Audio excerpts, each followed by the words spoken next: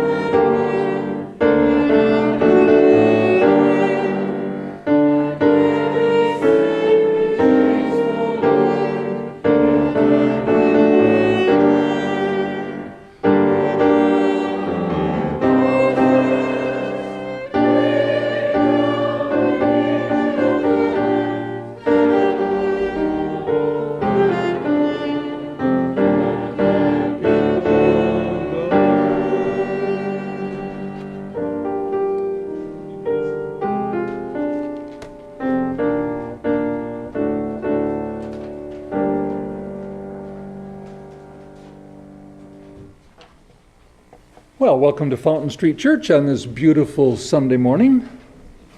A little cooler in here, I'm sure, than in the sanctuary this morning, huh? Also, especially like to welcome today Ms. Vera Beach, who is the Executive Director of the Community Rebuilders, which is an organization been in Kent County for over 20 years. It helps persons experiencing homelessness to find permanent and safe housing of their choice. Vera is a native of Grand Rapids. However, she managed to get away. Her parents moved up to Hart, Michigan. So she went to Hart High School and found her way back. When she gave me the title, and I didn't have any other clues, title of Opening Doors, I thought of our borders right away and realized this is a huge issue. We have over 60 million displaced peoples in the world, many refugees because of the wars in the Middle East and in Africa, but we have issues in Central America driving people to various places.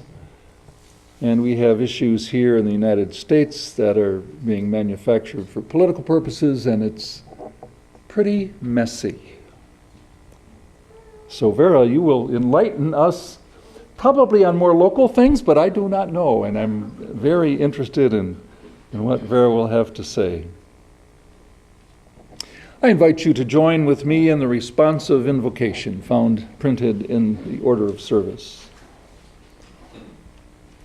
I'm convinced that the negative has power. It lives. And if you allow it to flourish in your house, in your mind, in your life, it can take you over. So when the rude or cruel thing is said, the lambasting, the gay-bashing, the hate, I say, take it all out of my house. those negative words climb into the woodwork and into the furniture.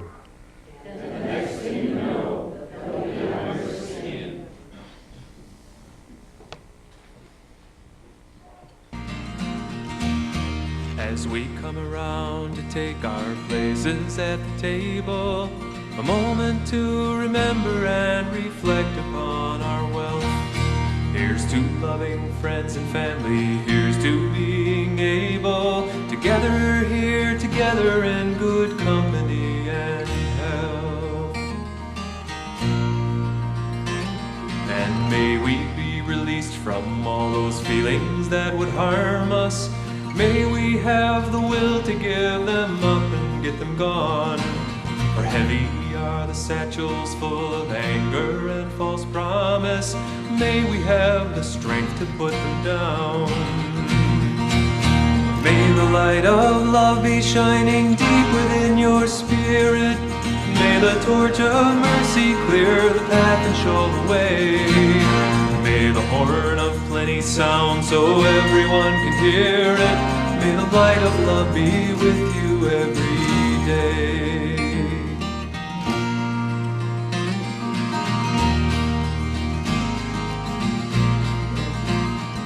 And may we wish the best for everyone that we encounter.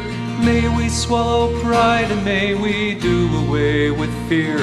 For it's only what we do not know that we have grown afraid of, and only what we do not choose to hear.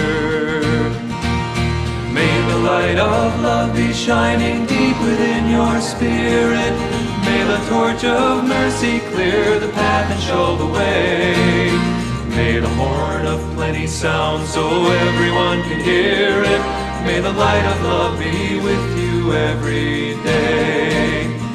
And as we bless our daily bread and drink our day's libation, may we be reminded of the lost and wayward soul, the hungry and the homeless that we have in every nation. May we fill each empty cup and bowl. May nothing ever come between or threaten to divide us. May we never take for granted all the gifts that we receive, being ever mindful of the unseen hands that guide us and the miracles that cause us to believe. May the light of love be shining deep within your spirit. May the torch of mercy clear the path and show the way. May the horn of plenty sound so everyone can hear it. May the light of love be with you every day. May the horn of plenty sound so everyone can hear it. May the light of love be with you. May the light of love be with you. May the light of love be with you every day.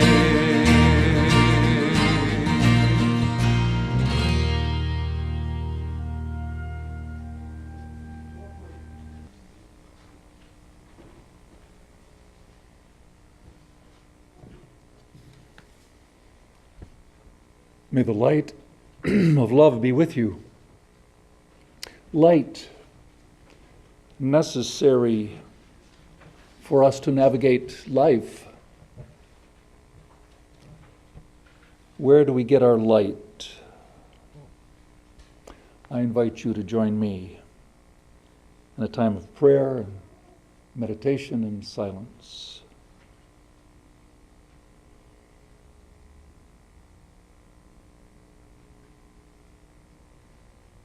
to the Great Spirit that has formed us and leads us in our journey. Give us the light that we might find the best path. May each of us find the light we need to make the best choices, to find the right ways to live.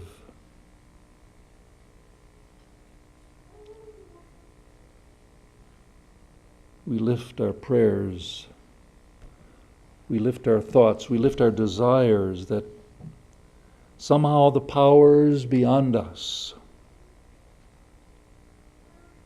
will give us aid and comfort. There is a collective in this room, in this time, a collection of spirits that come together to seek love and goodness. May we be nurtured by the spirits in this place. May we be nurtured by the spirits beyond us. Memories of those who've gone before, ancestors and leaders and prophets who've taught us. May we learn the lessons of life from the wise, from the compassionate, from the lovers.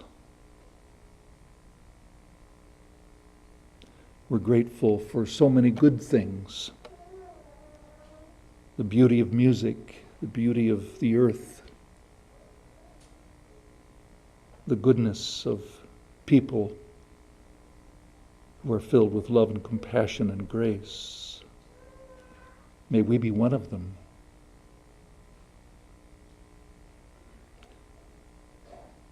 We come with our desires and our prayers for leaders, leaders of nations, leaders of business empires, leaders of churches and nonprofits, and leaders of all organizations that have influence over others,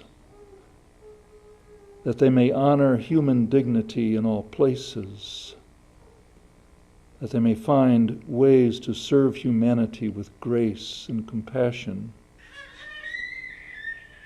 especially the leaders of nations who have at their disposal military powers and other agencies.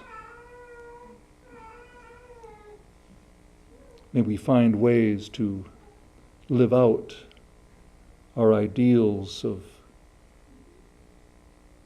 honoring the dignity of all. May we be guided by the Spirit of love and grace in this hour and forever.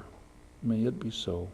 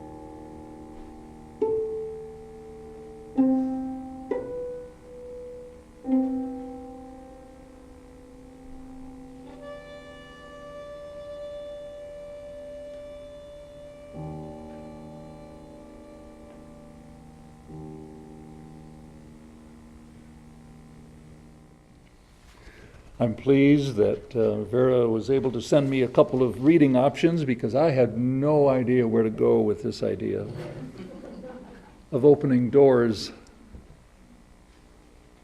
My tendency might be to get a little too political, but then again, this is political. After all, they crucified Jesus. The Roman authorities could not stand him anymore, because he left teachings like this from Matthew 25, verses 34 through 40. Then the king will say to those on his right hand, "Come, you that are blessed by my Father, inherit the kingdom prepared for you from the foundation of the world. For I was hungry, and you gave me food. I was thirsty, and you gave me something to drink. I was a stranger, and you welcomed me. I was naked, and you gave me clothing. I was sick, and you took care of me. I was in prison, and you visited me." And then the righteous will answer him. And this, I just love this response. People that do good often realize, or don't realize, what good they do, and yet they keep doing it just because they want to. And so the righteous answer, "Lord, when was it that we saw you hungry or gave you food, or thirsty or gave you something to drink? When was it that we saw you a stranger and welcomed you, or naked and gave you clothing?" We just did it to a bunch of people. And Jesus said, the king will answer them, "Truly, I tell you, just as you did it to one of the least of these who are members of my family, you did it to me." And my interpretation is members of the human family.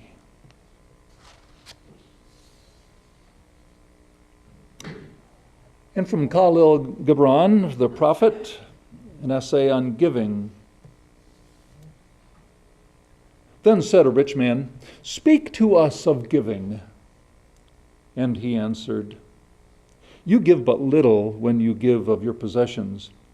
It is when you give of yourself that you truly give. For what are your possessions but things you keep and guard for fear you may need them tomorrow? And tomorrow, what shall tomorrow bring? To the overprudent dog burying bones in the trackless sand as he follows the pilgrims to the holy city. And what is fear of need but need itself? Is not dread of thirst when your well is full, thirst that is unquenchable? There are those who give little of the much which they have, and they give it for recognition, and their hidden desire makes their gifts unwholesome. And there are those who have little and give all. These are the believers in life and the bounty of life, and their coffer is never empty. There are those who give with joy, and that joy is their reward. And there are those who give with pain, and that pain is their baptism. There are those who give and know not pain in giving, nor do they seek joy, nor give with mindfulness of virtue. They give as in yonder valley the myrtle breathes its fragrance into space. Through the hands of such as these God speaks, and from behind their eyes God smiles upon the earth. It is well to give when asked, but it is better to give unasked through understanding. and to the open-handed the search for one who shall receive is joy greater than giving, and there is aught you would withhold? All you have shall someday be given. Therefore give now, that the season of giving may be yours and not your inheritors. You often say, I would give, but only to the deserving. The trees in your orchard say not so, nor the flocks in your pasture. They give that they may live, for to withhold is to perish. Surely he who is worthy to receive his days and his nights is worthy of all else from you, and he who has deserved to drink from the ocean of life deserves to fill his cup from your little stream. And what desert greater shall there be than that which lies in the courage and the confidence, nay, the charity of receiving? And who are you that men should rend their bosom and unveil their pride, that you may see their worth naked and their pride unabashed? See first that you yourself deserve to be a giver and an instrument of giving. For in truth it is life that gives unto life, while you, who deem yourself a giver, are but a witness. And you receivers, and you all are receivers, assume no weight of gratitude, lest you lay a yoke upon yourself and upon him who gives. Rather rise together with the giver on his gifts as on wings. For to be over mindful of your debt is to doubt his generosity, who has the free-hearted earth for mother and God for father. And now we have music room at the table.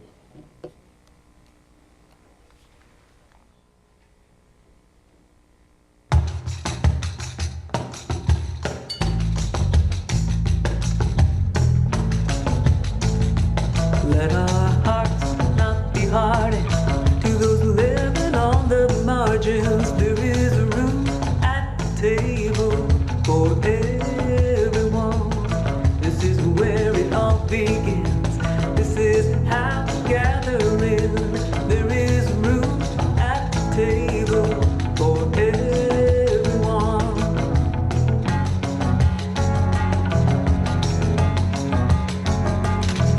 Too long we have wandered, burdened and undone, but there is room at the table for everyone. Let us sing the new world in.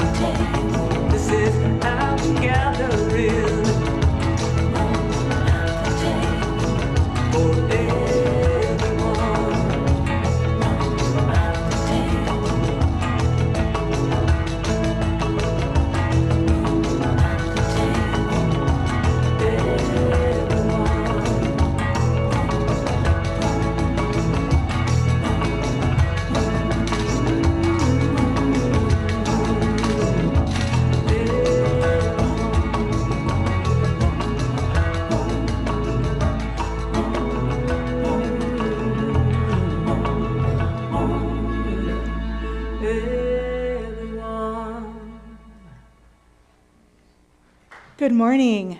Thank you for opening the door and welcoming me in today. In our community, like most, there are many competing narratives about housing and homelessness.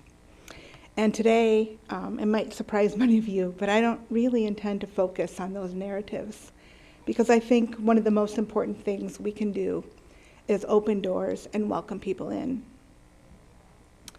I don't think any one of the particular narratives about homelessness is particularly valuable on its own.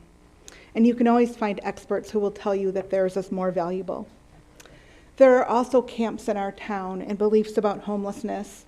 When I refer to camps, I'm not talking about the camps that many of our neighbors who are experiencing homelessness have built to live in. I'm referring to the fragmented response of our community and many communities just like ours. In communities, you have service providers who often have a shift where they use moral and sin talk, sometimes combined with therapeutic narratives to explain and respond to persons experiencing homelessness. Their focus tends to be on redemption for those who are more deserving and willing to do what they call the hard work. Others take the narrative that most of the homeless persons that they know have some kind of sickness or addiction or chaos in their life that requires a special set of services.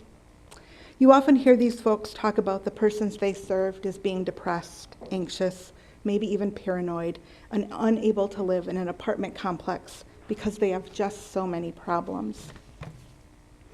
You often see these approaches combined, and people who are experiencing homelessness often get defined by a long list of what in our field is called barriers to housing. These narratives frequently include a varying degree of a narrative about the systemic problems that cause homelessness, the fundamental social changes, shifts in politics, economics, and social structures, such as institutional racism, unemployment, all things that must change to end homelessness. I see these approaches debated regularly and often a resulting stalemate and general lack of effective community response to the issue of homelessness. And I often see an empty seat at the table where the voices of those experiencing homelessness is not heard. So today, I step away from these constructs and share some of the lessons I have learned about opening doors to end homelessness and prevent homelessness. I believe housing ends homelessness. I've learned that regardless of the underlying cause of a person's homelessness, a truly opening and welcoming door will make all the difference in ending it. I was fortunate to grow up in a family who was always opening doors to anyone and everyone. It wasn't enough to open the door and let the stranger in. He had to also offer a seat at the table and empty the refrigerator. I asked my mom once when I was feeling especially smart in my teenage years, "Why do you and Dad have to feed everyone? It's because you grew up in the Depression, right? When food was scarce." She laughed and scoffed at me a bit and said, "When you come home from school every day, isn't one of the first things you do is ask what's to eat?" Yeah, I did. I've heard this concept put more succinctly by my niece, who has been known to say, "There are no strangers, just friends I haven't met." Shared food and a sense of home. I was starting to understand. It wasn't enough to welcome people by opening the door and letting them in. There was more work to be done, and it had nothing to do with my disdain for doing the dishes and cleaning the kitchen after everyone had left. My parents were demonstrating the importance of offering a seat at the table, a seat where your voice was heard and valued, where laughter was shared, ideas explored, opinions made clear, and people, no matter how different, shared a common feeling of home and belonging, even if just for a short time. When my parents passed, I struggled to find the purpose and meaning of life lived and lost, and I started to sum up the lives of my parents with a single word: caretakers. Although two very different people, they shared a common ability to open doors, to welcome people, and display love and acceptance. Over the years, I would watch so many have a seat at the table. Sometimes people thought my parents were downright crazy. They would pick up hitchhikers with their 6 kids in the car. They opened the door to any kind of missionary who knocked, the boyfriends that we all brought home, often from another land, and the neighbor my dad described as the crooked cop from Chicago, retired. People with all their flaws and their greatness accepted and valued. It made no difference if they looked different, believed different, or just downright puzzled my dad, which, to be honest, made them more interesting. Dad could often not figure out why many people did what they did, and he was open and clear about that. What was important to my dad was that everything was always carefully balanced against a clear set of his values, what was right and wrong in our house and lives. It was not a standard to be met, but a tool to guide us and help us recognize the standards that others held equally dear. My mom and dad often started dinner conversation by asking, "What good did you do in the world today?" It was understood that we should help brighten the day for others. However, our particular standards defined that. It meant to help another when they were in need and we had resources. It might have been as simple as my mother offering a homemade meal and my dad offering a good dose of humor to cheer up the sad. Or it might have meant being told that on Saturday morning, when our friends were all getting together to have fun, we were going to help the neighbors clean the yard. They understood that helping meant to help someone fulfill their needs and not the needs that mom and dad thought that person should be worrying about. This was a routine that almost always started or ended by opening and welcoming everyone to the table. The seat was a place to nourish the hearts and bodies of their guests, not implant their own ideas of what they needed. I often hear people in the helping profession talk about the doors they open or the doors opened for them. I see common themes: deciding which doors need to be opened, others confused as why somebody didn't walk through the door and take the opportunities behind door number 1. Others who say the door open didn't meet their needs or made them feel uncomfortable. People asking, "Hey, why don't they attend my class? It's a great group and they need to learn what I'm teaching." I hear and see people get labeled as non-compliant or uncooperative or unmotivated, or treated as if they are just undesirable. Or maybe they're just defined with one word: homeless. These labels automatically fence people in. Another lesson I learned from my dad is that no matter who they are, you can welcome them in, but there may come a time when you ask them to leave. An example of a time like this involved that retired Chicago cop. One day, he was sitting at the table and made a derogatory racist comment, and a loud discussion ensued, and my father's authority voice kicked in. He set him straight and walked him out the door. It's something I never forgot. I was so proud of my dad standing up, showing his love and respect for everyone that day. But let me be clear, it wasn't the last day that retired cop friend was welcomed to the table. There was always room for healing, forgiveness, and greater understanding. The lesson I took here was, you don't have to change someone's views. You probably couldn't anyway. But if you show them that there are other views that can and are held equally strong, and that you can accept their views and listen to them, you have probably planted a seed of change that can grow beautifully over time. People often say to me, "Vera, you really understand homeless people. You know just how to relate to them." I find this very confusing. I have heard it from my respected colleagues, and I've heard it from the consumers that I serve. So I've tried to figure it out, and I've concluded I don't understand any one individual more than the next person. I think it's much simpler than understanding another human being. When we label a person homeless, etc., I believe we are robbing them of their rights and dignities. We have taken the endless opportunities that are available to each of us and limited them to a few bad choices or situations. I hear things like, he's a bad tenant, she's an addict, he smells, he acts different, he's got criminal convictions, they can't possibly be housed. These labels support our focus on the weakness, define but what we think is right and wrong. We erase the differences and uniqueness of people and their opportunities for free agency. Then we all too often say, but we welcomed them in. We treated them like neighbors. We offered them a seat at the table. I have a particular volunteer who gives tirelessly to help veterans who are experiencing homelessness. She holds garage sales to raise money to find the resources to purchase the things persons need when they're moving from the streets into housing of their own. She asked me recently, with a very concerned voice, Vera, don't you think that people are going to think less of Community Rebuilders' reputation if they saw that man eating out of a tin can and living in a unit that's not very clean? He doesn't care for his home very well.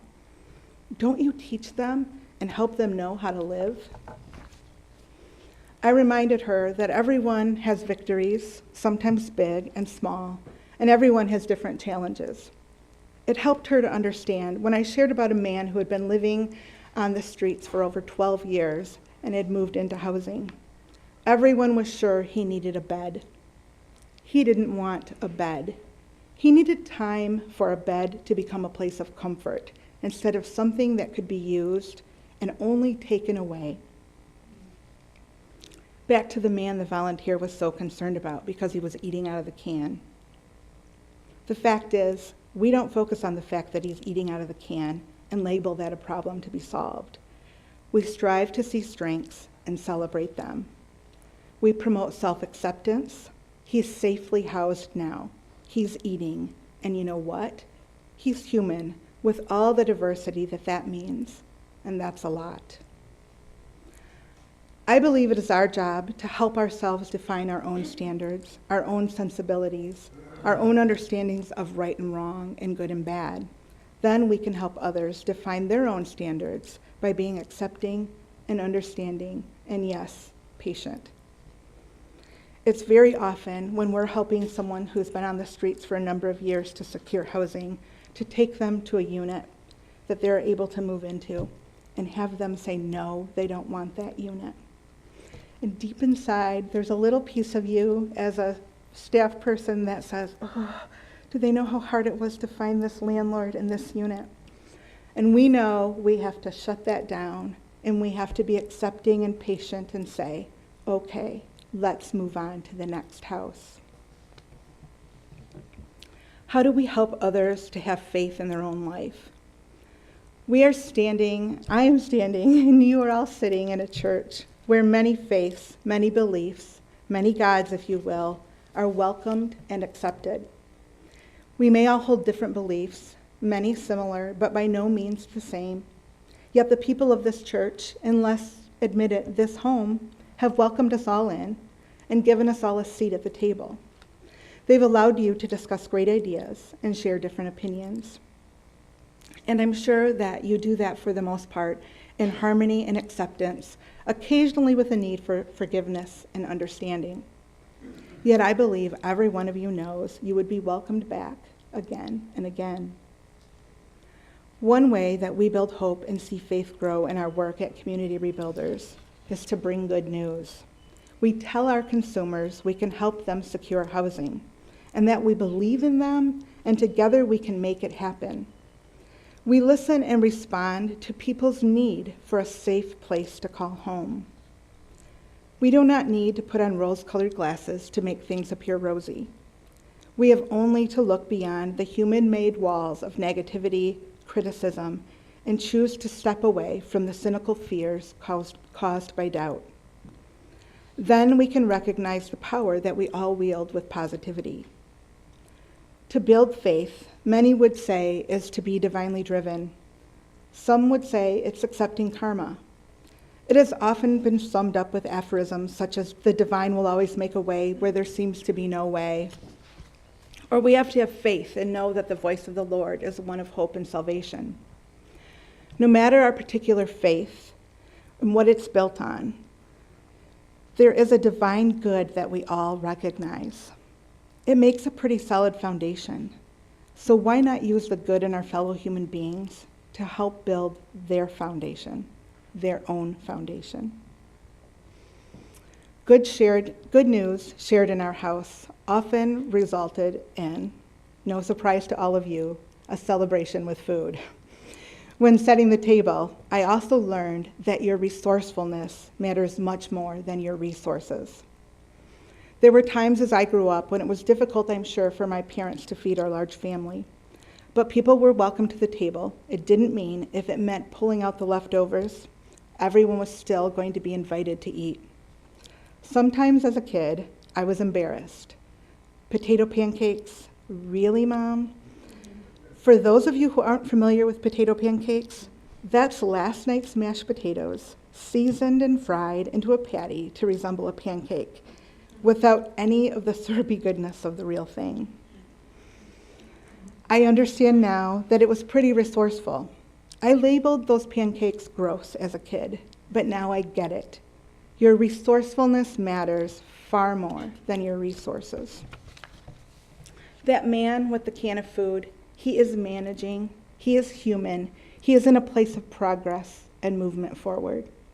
He's no longer on the street, and consider this, he has invited someone into his home and allowed them to see him eat out of that can. You think he doesn't know most people use plates and such? He has welcomed someone in and accepted they are different. Should we be any less accepting? I have no doubt that everyone here wants to make room at our tables for everyone, and sometimes we believe we are really doing that. But when our labels get in the way because of our experience or lack of resources or the deficits that are evident to us and others, we close doors and we take away opportunities. It's like using social media as your only way to make friends on Facebook. Facebook may help us find friends who share our views, but what friends are being left behind because we do not even know their views, much less give ourselves the opportunity to learn and understand their views. We are closing doors to different opportunities and level of understanding about friendship, and our friendships become shaded and slanted, I think. To really open a door and offer a seat at the table requires a focus on the positive, a value placed on resourcefulness more than resources, and a focus on the strengths of those invited versus the deficits or needs we think should be addressed. I talk often with our volunteers and donors about the importance of not giving people what you want them to have. Helping someone means doing what the receiver wants you to do, not giving them what you want them to have. Giving someone what you want them to have is not a gift for them, but a gift for yourself. Sharing tables is truly one of the most uniquely human things we do. We humans are the only creatures that consume food at a table. There is more to food than simple nutrition and sustenance. There is more to welcoming than inviting someone in and offering what you think they should have. It means recognizing there are others out there who deserve a seat at the figurative table. There are people who want friends to share values and be part of a community. Cultivating love around a table takes more than fresh apple pie and my mom's homemade waffles. We must open ourselves up, offer connections, offer understanding, offer acceptance, and as we expect to be accepted by others, accept them. We must lighten their load. When we sit at our tables with many varied guests, let us strive to be caretakers of each other's needs, not sculptors of our own. I want to close today with a quote from Henry Nouwen. Hospitality is not to change people, but to offer them space where change can take place. It is not to bring men and women over to our side, but to offer freedom not disturbed by dividing lines. It is not to lead our neighbors into a corner where there are no alternatives left, but to open a wide spectrum of options for choice and commitment. It is not an educated intimidation with good books, good stories, and good works, but the liberation of fearful hearts so that words can find roots and bear ample fruit. The paradox of hospitality is that it wants to create emptiness, not a fearful emptiness, but a friendly emptiness where strangers can enter and discover themselves as created free, not a subtle invitation to adopt the lifestyle of the host, but the gift of a chance for the guest to find his own. Thank you.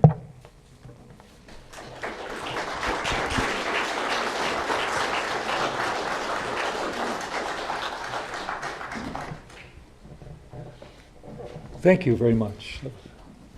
And we're invited to join in singing hymn number 140.